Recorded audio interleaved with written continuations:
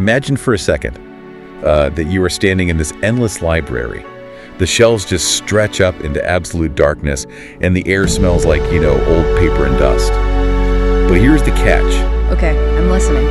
Every single book on those shelves contains a life you could have lived but didn't. Like millions of diverging paths, all neatly bound and cataloged, representing every choice you ever backed away from. I mean, that is a staggering thought. It's basically every unmade decision you've ever had, just sitting right there. Exactly.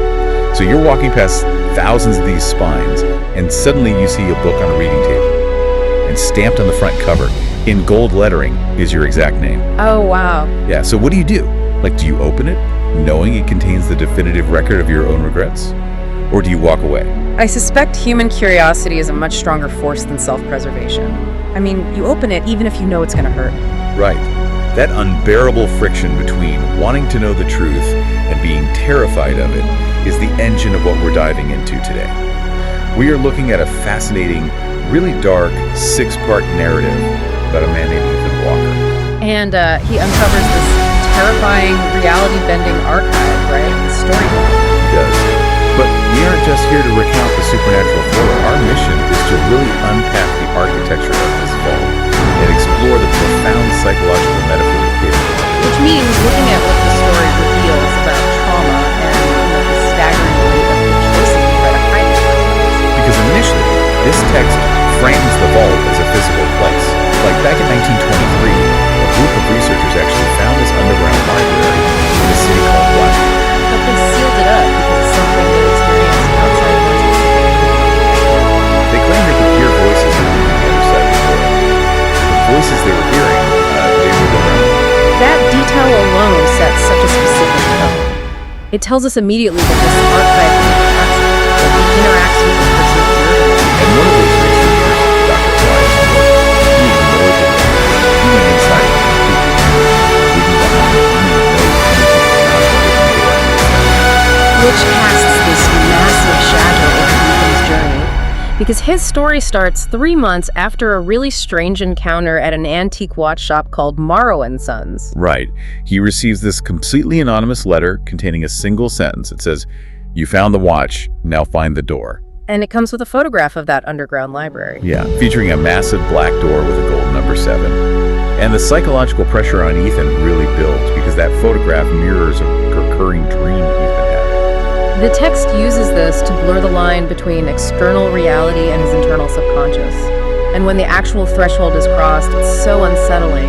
It is a brilliantly constructed sequence. It's 2:17 a.m., and Ethan is wide awake in his apartment. His phone rings from an unknown number. I would already be panicking. Oh, same. He answers, and the voice on the other end whispers, "Don't open the door." But the voice speaking to him is his own. Wait, what? Oh my God. And before you can even process that, a text message arrives saying, "You're already inside." He looks down the hallway, and his bedroom door, which he always keeps shut, is standing wide open. But it's no longer his bedroom door. No, it's the black door from the photograph. Yeah. Covered in symbols, bearing that golden number 7, and it opens outward, letting this massive, impossible library just spill right out into his apartment hallway. So his apartment is just gone. Once he steps through, the spatial logic breaks down immediately. Totally. He is inside the vault. The architecture is described as just endless shelves, and there are hundreds of antique clocks literally floating in the air. And crucially, these clocks aren't keeping standard time. They are frozen on significant time. Right, like one reads 11.11, tying back to the watch shop. Another reads 2.17, the exact time of the phone call. Time here isn't a measurement, it's a monument to specific memory. And the book titles he passes are so creepy. The Man Who Forgot His Own Book. And then he meets the people. Yeah, this figure knows you, tells you, you're late to the story you were never supposed to read. The whole concept feels like the ultimate manifestation of the universe theory. But, we see so many pop culture multiverses driven by sci-fi physics. This one seems entirely driven by human threat. That distinction is vital. A physics-based multiverse is random, but an emotion-based multiverse is deeply personal. It causes every new reality or like a fear you surrendered to. So if that's true, let's go back to that thought experiment from the beginning. If the Keeper handed you a book titled Tomorrow with Blank Pages, would that feel liberating to you or terrifying? Oh, terrifying. Because in the context of this vault, a blank page suggests an absence of potential. It means the system hasn't calculated your existence past this point. Or that your narrative architecture is about to collapse entirely. Well, Ethan's story is far from blank. He finds the book with his name on it. Inside, it's a terrifying scrapbook of inevitability, with photographs of him being stalked for years by an unknown man. And then there's that truly jarring photo, right? The one of him inside the vault, dated October 17th, 2006. Yeah, he would have been 13 years old then. But the image shows him as a frail, wrinkled old man. And while he is trying to comprehend this, the physical manifestation of all this branching reality simply walks up to him. It's another Ethan, a literal duplicate. Exactly. And this is where the narrative shifts from a mystery of location to a mystery of function. The duplicate Ethan tells him that the Keeper isn't protecting the vault from the outside world. Right, the Keeper is protecting the world from Ethan, because the currency of this vault isn't history at all. No, the currency is potential. The Keeper reveals the vault doesn't store stories, it stores choices. Every time you make a definitive choice, the unchosen path crystallizes into a separate reality inside this structure. So the duplicate Ethan we just met represents a branch reality where he made a critical error. He opened door number 7. And that single action causes the vault's defensive mechanisms to trigger. The environment turns hostile, shifting into a labyrinth meant to trap people. Which sets off the sequence of this episode. It's essentially this intense psychological conflict where Ethan has to choose between alternate realities to survive. And if the vault is driven by regret, these doors just a masterclass in human horror. Like Gilmore, Ethan opens it to find a warm, perfectly lit house and hears his mother laughing. She is alive, she's healthy, it represents a life completely devoid of supernatural horrors. It's everything he's ever wanted. But he rejects it because he notices the fatal flaw in the fence. His mother looks exactly as she had told him. He hasn't changed a single bit. Psychologically, this is what we do when we idealize. We freeze it. We replace the complex reality with static diorama. Ethan realizes stepping into that room wouldn't be a reunion, it would be stepping into a museum exhibit of his trauma. So he chooses a painful reality over a comforting lie. And that theme escalates. He opens door 4 and finds the watch shop, but the Keeper behind the counter is a young man. Right, Ethan looks in a mirror and realizes he is wearing the Keeper's suit, with a note reading, "Every Keeper was once a visitor." But door 6 is the one I found the most challenging. He opens it to an expanse of pure, featureless white. The White Room is a fascinating psychological trap. A voice perfectly mimicking his mother tells him to stop fighting, offering him permission to just stay in the White Room and rest. It's the temptation of total apathy. Yeah, in clinical terms, this is dissociation. When the mind is subjected to overwhelming stress, it severs the connection to emotion. You stop feeling the pain, but you stop feeling anything at all. The White Room is the ultimate numbness. So why doesn't he take it? I mean, he's exhausted and terrified. Total numbness sounds like a relief. Because the facade cracks. The voice offers this profound peace, but it addresses him as my son. Ethan's actual mother always used his name. It's the uncanny valley of emotional resonance. The vault understands the concept of comfort, but it lacks genuine human texture. That slight miscalculation snaps Ethan back to reality. He realizes dissociation is just another form of death, so he slams the door, leaving only door number 7. The black door. He opens it, and the narrative delivers a massive twist. Sitting in a chair behind that door is an older version of Ethan. It turns out the Keeper didn't build this infinite library. Ethan built it, or rather a future iteration. Yes, the protagonist we've been following is essentially moving backward to a trap he designed himself. He didn't stumble upon the vault has been waiting for his mind to catch up. The implications of that are staggering. He didn't build this magnificent structure to preserve knowledge. He built it to execute an elaborate, self-imposed amnesia. He couldn't carry the weight of what he had done, so he created a labyrinth to hide the truth from himself. But how does a person functionally erase their own existence in this way? Well, the answer lies behind the hidden door marked, "Do not return." Long before this nightmare, Ethan was a researcher who created a machine capable of predicting human decisions. But the machine worked too well. It revealed that every choice Ethan made fractured reality. Worse, he discovered that every time he narrowly survived a dangerous situation in his timeline, it was because another version of him had a newly branched reality. He became intimately aware of his own collateral damage. Most of us assume our choices only affect us. Ethan was forced to watch alternate versions of himself pay the ultimate price for his survival. The guild was absolute. He realized he was a cosmic parasite. So he constructed the story vault as a containment unit to safely isolate every possible reality and prevent them from bleeding into one another. But the psychological burden of guarding infinite tragedies of his own making broke him. He begged the original keeper of the vault to wipe his memory. But, the text makes it clear you can't just delete the creator of the system. Correct. So the vault compartmentalized him. It fractured his consciousness into 7 distinct parts and locked them behind the 7 doors. So the other Ethan causing chaos in the library wasn't an evil twin. It was merely the fragment of his own mind that retained the memory, trying to break out of quarantine. And the moment where Ethan remembers all of this, the quarantine fails. The 7 realities begin to merge, and the vault starts to collapse. Which brings us to the arrival of the Collector. Throughout the story, the Collector is teased as this looming monstrous threat, but it's much more clinical. It's a cosmic entity responsible for maintaining boundaries between realities, right? Exactly. It shows up holding a golden hourglass, giving Ethan exactly 7 minutes before the collapsing realities cause an universal implosion. It's the ultimate tipping point. And it comes with an impossible ultimatum. Option A, Ethan can return to his original quiet life. But the cost is total memory erasure. He will be a blank slate, alienated from his own identity. Or option B, he keeps his memories, but he has to take on the mantle of being a keeper. He will spend eternity locked in the vault, isolated. Both are just different flavors of psychological destruction, amnesia or eternal torment. Usually in these thrillers, the hero stoically accepts the lesser of two evils. But Ethan's reaction is incredibly subversive.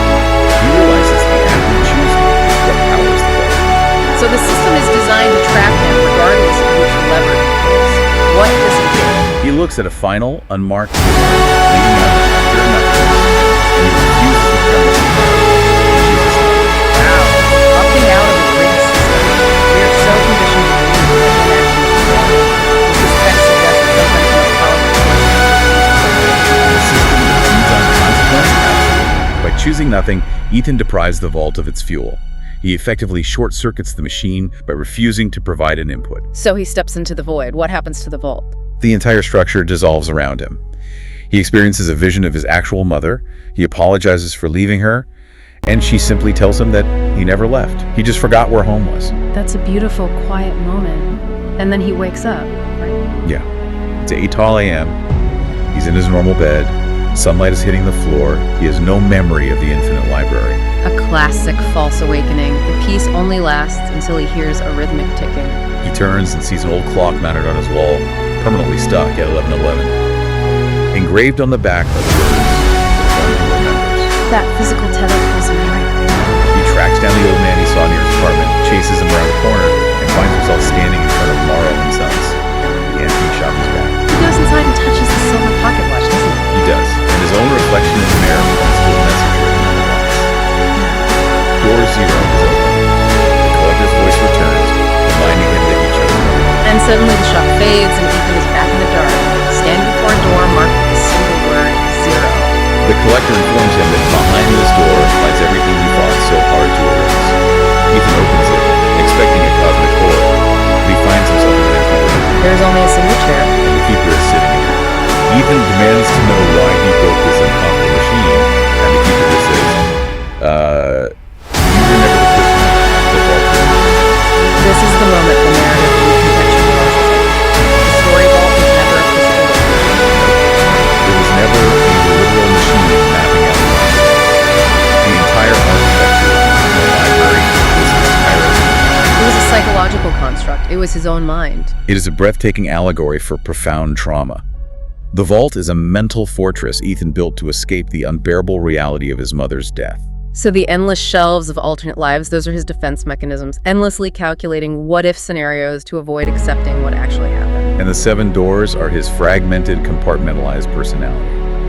I am amazed at how this narrative uses classic supernatural tropes to perfectly model PTSD. Because the Keeper transforms right in front of Ethan's eyes, growing younger and younger, until he looks exactly like Ethan. He wasn't an ancient mystic, he was just the part of Ethan's brain assigned to hold on to the trauma so the rest of his mind could function.